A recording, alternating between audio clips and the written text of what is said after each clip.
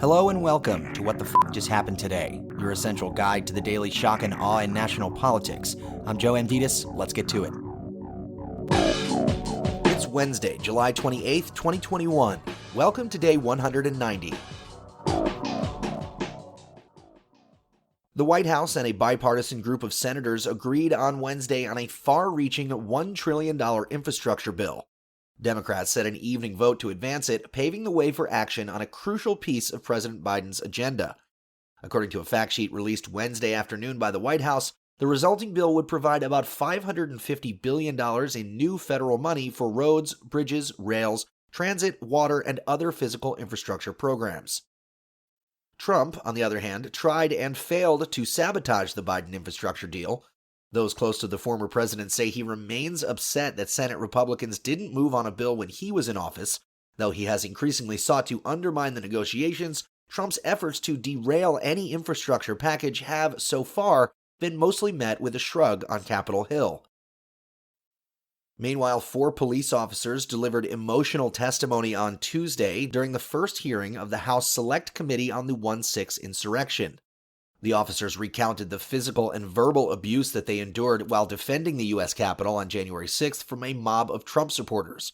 The officers urged members of the panel to probe the role that Trump played on January 6th, with one of the officers comparing the former president to someone who hired a hitman.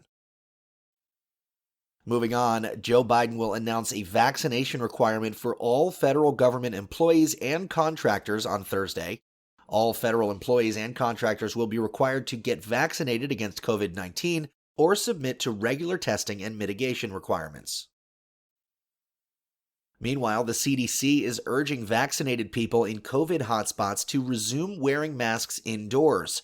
Health officials are also calling for all teachers, staffers, and students in schools to wear masks, regardless of their vaccination status.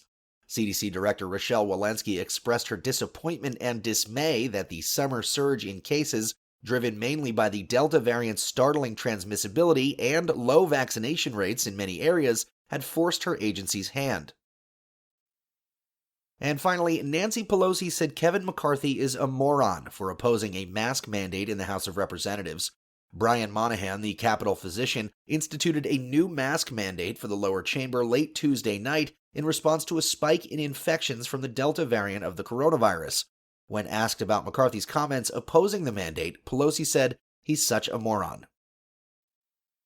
And in the polls, approval of the U.S. Supreme Court has declined to 49% after reaching a 10-year high of 58% a year ago. That's all for now. You can find the links and sources for all of these stories on the main website. And as always, visit whatthefjusthappenedtoday.com for the latest news and headlines.